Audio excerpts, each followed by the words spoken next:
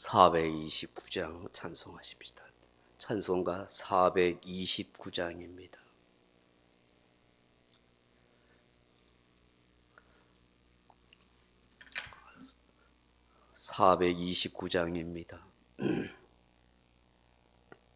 세상 모든 풍파 너를 흔들어 약한 마음 낙심하게 될 때에 내려주신 주의 복을 세어라.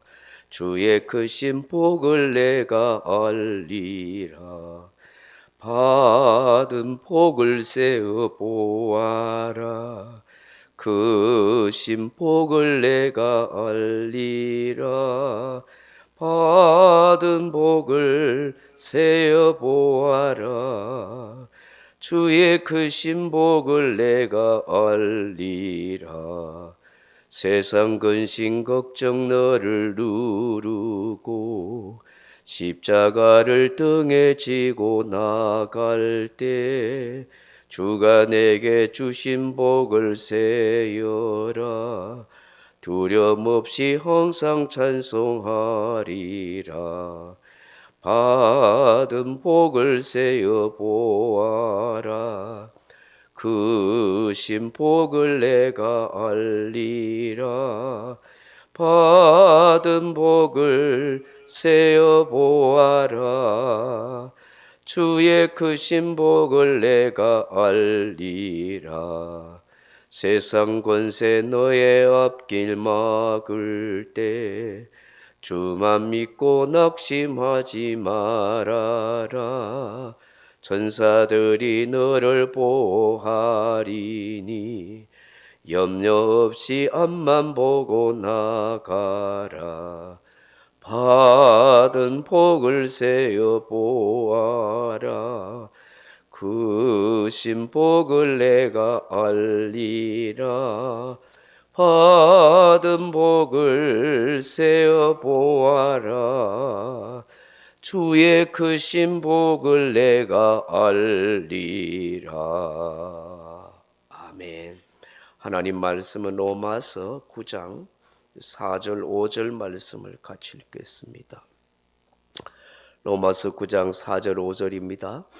그들은 이스라엘 사람이라 그들에게는 양자됨과 영광과 언약들과 율법을 세우신 것과 예배와 약속들이 있고 조상들도 그들의 것이요 육신으로 하면 그리스도가 그들에게서 나셨으니 그는 만물 위에 계셔서 세세에 찬양을 받으실 하나님이시니라. 아멘. 사랑하는 성도 여러분, 지구상에서 이스라엘 민족만큼 특이한 민족이 있겠습니까? 역사를 보면 이스라엘 민족만큼 특별한 축복과 또 고난을 받은 백성은 참으로 드물 것입니다. 이스라엘은 하나님의 특별한 사랑으로 선택받은 민족입니다. 성경에 기록된 이스라엘의 전 역사는 그들이 누려온 특별한 은총에 대한 감사와 신앙 고백이라고 할 수 있습니다. 또한 고난과 눈물 나는 역경의 쓰라린 산 역사의 정언이라 해도 과언이 아닐 것입니다. 이스라엘은 안정된 삶의 터전을 갖지 못한 채 떠돌아다니던 유랑민족이었습니다. 따라서 막강한 힘을 지니고 있는 주변 국가들로부터 끊임없이 시달려야만 했습니다. 이렇듯 고통스럽고 어려운 역사 속에서 하나님에 대한 신앙은 이스라엘 백성들의 삶의 저력이 되었습니다. 하나님은 작고 힘없는 민족 이스라엘을 하나님의 백성으로 선택하셨습니다. 그리고 특별한 은혜로 이스라엘과 언약을 맺으시고 타 민족이 받지 못한 축복은 그들로 하여금 이 세상에 임하는 구원의 은혜의 매개체가 되게 하시겠다는 약속이었습니다. 그러나 이스라엘은 이 약속 안에 들어있는 하나님의 사랑을 본질적으로 이해하지 못했습니다. 메시아를 죽게 한 이스라엘의 비극은 여기서부터 시작되었다라고 할 수 있는 것입니다. 오늘 사도 바울은 이스라엘 민족이 하나님께로부터 받은 그런 특권과 축복에 대해서, 복에 대해서 말씀하고 있습니다. 바울은 이스라엘의 특권, 복을 6가지로 나누어 열거합니다. 그 첫째가 무엇입니까? 양자입니다. 양자됨. 양자됨. 히오데시아 하는 말인데 입양하여 아들로 삼았다 하는 것을 뜻합니다. 자격 없는 이스라엘을 하나님의 자녀로 입양한 것입니다. 죄인된 인생들을 하나님의 아들로 양자 삼는 것은 그야말로 어마어마한 특권이요 어마어마한 복이 아닐 수가 없습니다. 어떻게 만왕의 왕 만주의 아들과 자녀가 될 수 있겠습니까? 하나님의 아들로 자녀로 입양되었다는 것은 하나님의 모든 것을 유업으로 상속받을 자격이 있는 인생이 되었다 하는 것이죠. 두 번째가 영광입니다. 어느 민족 어느 백성이 하나님의 영광의 임재를 직접 본 적이 있겠습니까? 그 누가 하나님이 친히 써주신 십계명이 있거나 말씀을 받았겠습니까? 엄청난 영광을 받은 민족이 바로 이스라엘 민족인 것입니다. 셋째로는 언약들입니다. 이스라엘 민족의 조상인 아브라함 때부터 시작하여 그들의 조상은 하나님으로부터 언약을 받았습니다. 아브라함, 이삭, 야곱, 요셉 쭉 하나님의 언약을 받았습니다. 심지어 출애굽한 이스라엘 백성들을 하여금 출애굽 19장에서 시내산 언약을 다 받았습니다. 하나님의 언약을 받은 민족은 유일하게 이스라엘 민족, 이스라엘 백성들밖에 없습니다. 네 번째로 율법을 세우신 것입니다. 하나님의 사람으로 살아가야 할 삶의 원칙과 규칙이 주어진 것입니다. 법이 없는 짐승처럼 살지 않고 무지한 인생이 아닌 사람의 도리를 다할 수 있는 삶을 살아가도록 하나님께서 율법을 주셨다 하는 것입니다. 다섯 번째가 예배가 있습니다. 아무나 예배할 수 없지요. 예배조차도 엄청난 특권이요 축복입니다. 사람들은 참 하나님을 모르기 때문에 미신이나 우상 앞에 온갖 제사로 섬기지만 그건 참 어리석고 오히려 저주받을 일인 것입니다. 하나님을 찾고 하나님을 예배할 수 있다. 이것만큼 복된 인생이 없는 것입니다. 하나님은 예배자를 찾으시고 예배자를 만나주시고 예배자에게 복을 내려주십니다. 이스라엘 민족에게 이런 특권을 주셨다 하는 것입니다. 여섯 번째가 무엇입니까? 약속들입니다. 성경에는 수많은 약속들이 있습니다. 이 약속을 알아야 하고 믿어야 그 약속을 받을 수 있고 누릴 수가 있습니다.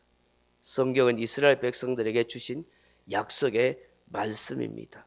그러므로 이스라엘 민족, 이스라엘 백성들만이 이 약속을 알고 받고 누릴 수가 있었던 것이었습니다. 일곱 번째가 무엇입니까? 그리스도가 이스라엘 민족에게서 태어난 것입니다.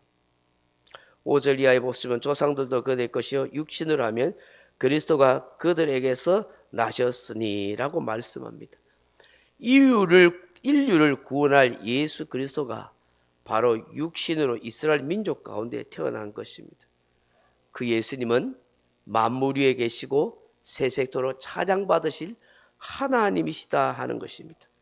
즉 하나님이 육신을 입고 말씀이 육신을 입고 이스라엘 민족 가운데 탄생하셨다는 것은 말로 닿을 수 없는 기적과 영광과 축복이 아닐 수가 없는 것입니다.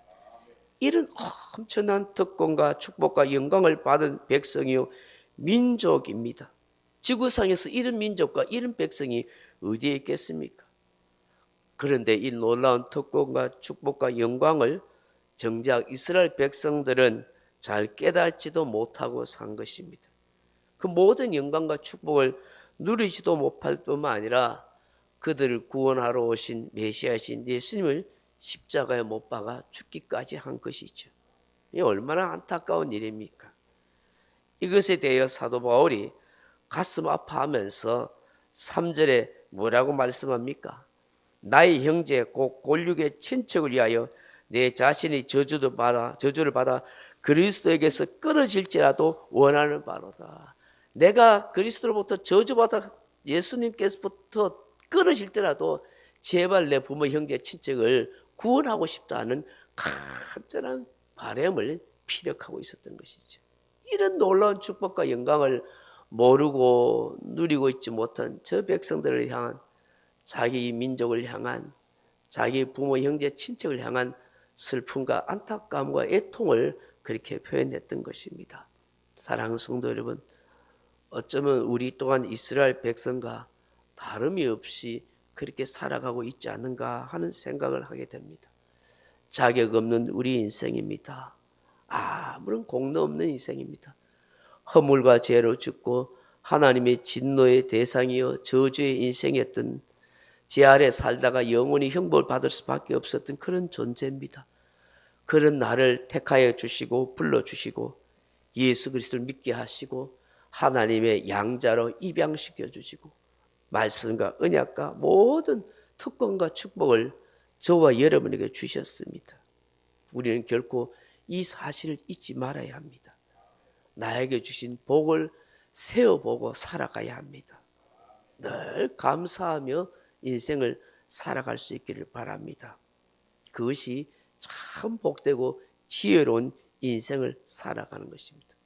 과거의 내 인생을 돌아보면서 오늘 나 같은 존재가 이렇게 살 수 있고 이렇게 예수 믿고 이렇게 복된 인생이 됐다는 이 하나님의 복을 잘 헤아려 볼 수 있기를 주님의 이름으로 축복합니다. 남은 생애를 복되고 영광스럽게 꼭 살아가기를 바랍니다. 각자 기도하시다가 돌아가시기 바랍니다.